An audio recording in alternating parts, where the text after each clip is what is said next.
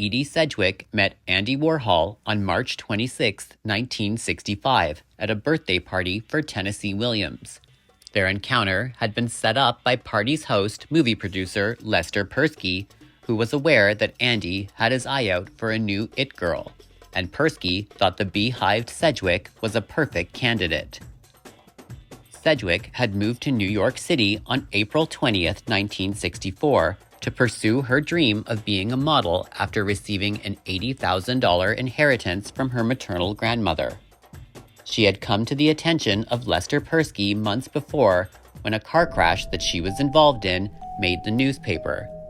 The caption under the photo of her father's wrecked car said, quote, "How did two people step out of this car alive?"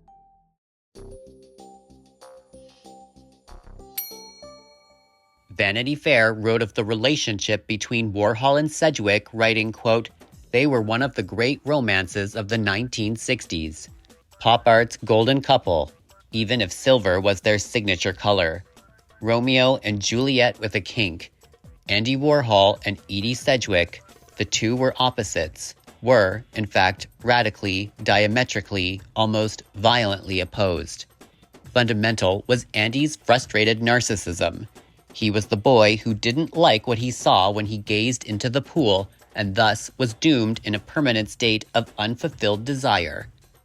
Edie's method of seduction was to take her shoulder-length dark hair, chop it off, bleach it a metallic shade of blonde so that it matched his wig, and dress herself in the striped boatneck shirts that had become his uniform. In other words, to turn herself into the reflection of his dreams. At long last, oh rapture, oh ecstasy, his self-love was requited. Their relationship would last only 10 months from March of 1965 until January of 1966.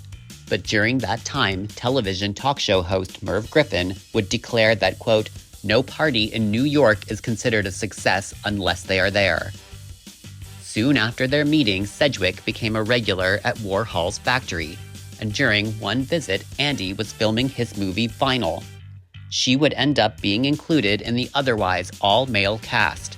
Final was Warhol's take on A Clockwork Orange, but is remembered as the first of Warhol's films that Edie Sedgwick appeared in.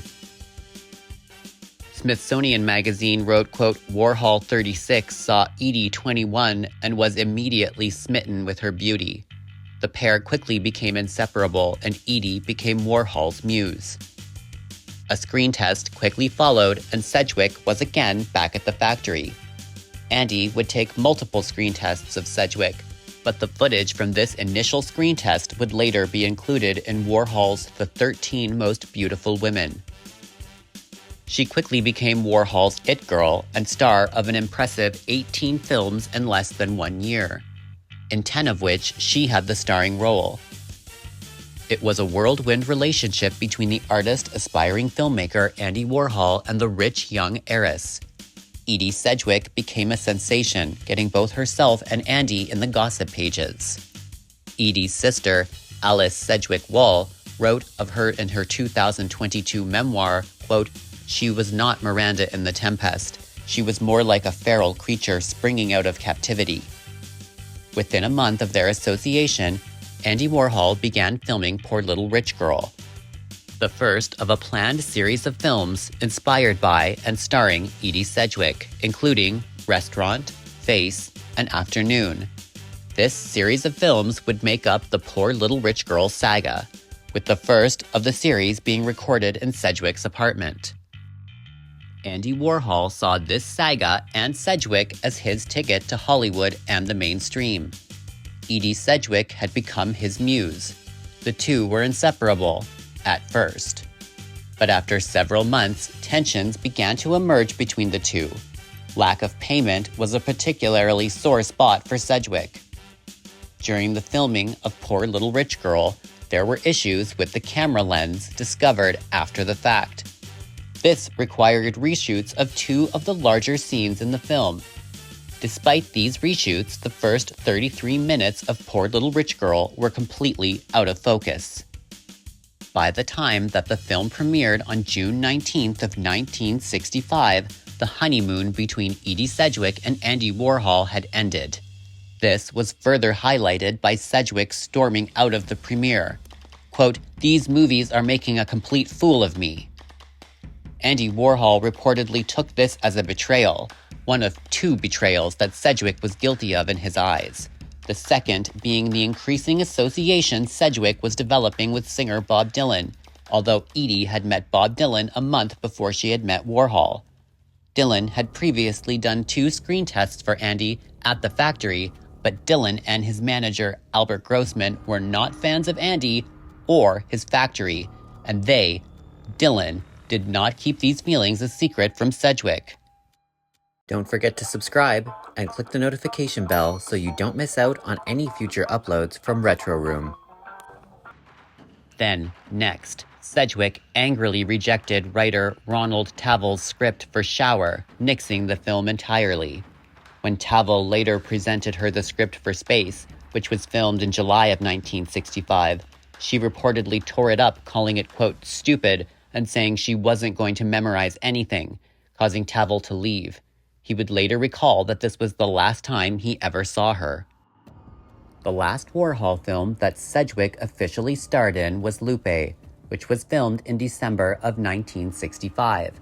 Robert Hyde said, quote, "During this period, I conferred with Andy about writing The Death of Lupe Velez for Edie, who was anxious to play the role of Mexican Spitfire found in her Hollywood hacienda with her head in a toilet bowl. I met Edie at the Kettle of Fish on McDougal Street to talk over the project. When I got there, Edie was at a table with a fuzzy-haired blonde Bob Dylan whose shiny black limousine was parked outside. I mentioned the script I was working on, and Edie said innocently, 'Oh, we already filmed that this afternoon. It's in the can, in Technicolor.' Nothing was said when Andy arrived, although he did astonish me that evening by asking, 'When do you think Edie will commit suicide? I hope she lets me know so I can film it.'" The issues that Edie was having with Warhol were not the only struggles the heiress was dealing with. She was also struggling with an increasing use and abuse of substances. This was another reason that Bob Dylan didn't like Andy Warhol. Andy Warhol said via Pat Hackett in Popism, quote, "I liked Dylan, the way he created a brilliant new style. I even gave him one of my silver Elvis paintings in the days when he was first around. Later on, though, I got paranoid when I heard rumors that he had used his Elvis as a dartboard up in the country. When I'd ask, why'd he do that, I'd inevitably get hearsay answers like, 'I hear he feels you destroyed Edie,' or 'Listen to Like a Rolling Stone. I think you're the diplomat on the Chrome Horse, man.' I didn't know exactly what they meant by that. I never listened much to the words of songs, but I got the tenor of what people were saying. That Dylan didn't like me, that he blamed me for Edie's drugs." Sedgwick's addiction had escalated as the Rumpus.net reported, quote, "Sedgwick's first fire happened in her own apartment. A cigarette dropped from her mouth and onto her bed, setting her apartment ablaze. The event was glamorized, the designer, Betsy Johnson, even laying small claim to the Sedgwick mystique, saying, quote, "When Edie set her apartment on fire, she was in one of my dresses." Andy Warhol began filming Chelsea Girls in the summer of 1965 in room 442 at the Chelsea Hotel. Wikipedia said of Sedgwick, quote, "Their relationship deteriorated by late 1965, and Sedgwick demanded that Warhol stop showing her films. Lupe is often thought to be Sedgwick's last Warhol film, but she filmed the Andy Warhol story with René Ricard in November of 1966, almost a full year after finishing Lupe. The Andy Warhol story was an unreleased film that was only screened once at the factory, along with Sedgwick. The film featured Ricard satirically pretending to be Warhol. Sedgwick also demanded that she be removed from the Chelsea Girls, as she claimed she was now being managed by Bob Dylan's manager, Albert Grossman. The footage of Edie was excised from the film, and Nico was brought in to replace her. The footage of Sedgwick would later become the short Afternoon. In February of 1966, according to WarholStars.org, quote, "Edie Sedgwick left Andy Warhol after a public argument at the Ginger Man restaurant about money and her lack of a role in the Velvet Underground." she left Andy to hang around with Bob Dylan, who, according to writer Victor Bockris, had an extreme drug problem. Although most accounts place the argument at Gingerman, Gerard Malenga has written about an argument that took place at, quote, a crowded table at Maxwell Plum. Present were Andy, Paul Morrissey, Donald Lyons, Ingrid Superstar, Barbara Rubin, Nico, Chuck Ween, Lou Reed, and John Cale. According to Malenga, Edie, unwilling to pick up the tab as was her usual habit, confronted Warhol about money for the films she had appeared in. Warhol protested that he wasn't making any money for the films and that she had to be patient. At one point, she got up to make a phone call, then returned to the table shortly thereafter and left the restaurant. In November of 1965, Bob Dylan married longtime girlfriend Sarah Lowens in a secret ceremony, something that Edie apparently found out from Warhol during an argument at the Gingerman restaurant in February of 1966. Paul Morrissey was quoted by WarholStars.org as saying, quote, she, Edie, said, there, Dylan's people are going to make a film and I'm supposed to star in it with Bobby. Suddenly it was Bobby this and Bobby that, and they realized that she had a crush on him. They thought he'd been leading her on because just that day Andy had heard in his lawyer's office that Dylan had been secretly married for a few months. He married Sarah Lowens in November of 1965.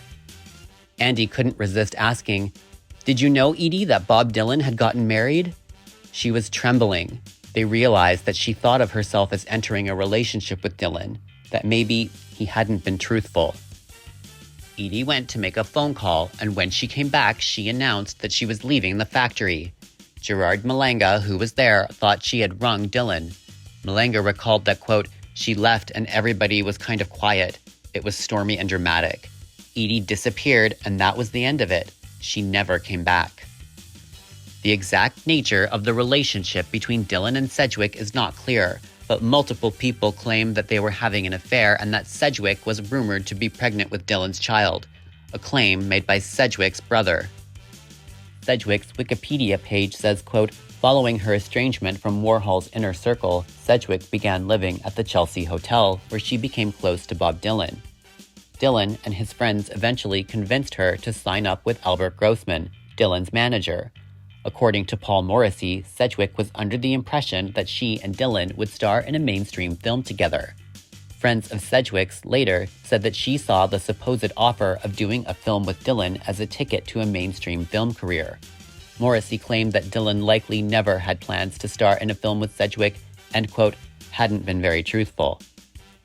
It is widely believed that Dylan's songs, Just Like a Woman and Leopard Skin Pillbox Hat, were inspired by Sedgwick. Edie would set her room on fire for a second time. This time, it would be in her room at the Chelsea Hotel. The Rumpus.net reported, quote, with her apartment and relationship with Warhol in ashes, Sedgwick took up residence at the Chelsea Hotel, where she would continue to have fun with fire.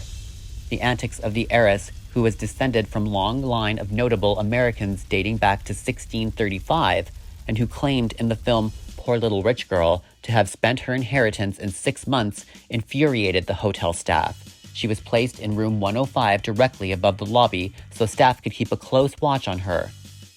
Edie Sedgwick's Wikipedia page says, quote, in March of 1967, Sedgwick began what may have seemed propitious, but in fact began her torturous and final decline. The shooting of Chow Manhattan, a semi-autobiographical underground film co-directed by John Palmer and David Weissman. During this, Sedgwick accidentally set her room on fire in the Chelsea Hotel and was briefly hospitalized with burns. Due to her rapidly deteriorating health, the film was suspended. After further hospitalizations for drug use and mental issues in 1968 and 1969, Sedgwick returned to her family's ranch in California to recuperate. In August of 1969, she was hospitalized again in the psychiatric ward of the Santa Barbara Cottage Hospital after being arrested for drug offenses by local police. While in the hospital, Sedgwick met another patient, Michael Post, whom she would marry in July of 1971. After marrying Post, Sedgwick suffered a relapse in October of that same year. She was found lifeless in bed by post at 7:30 a.m. on November 16, 1971. Edie Sedgwick was 28 years old. Well, that's it for today. Thanks for watching. Don't forget to like and subscribe and leave a comment if you have anything to say, and I will see you guys again for my next upload.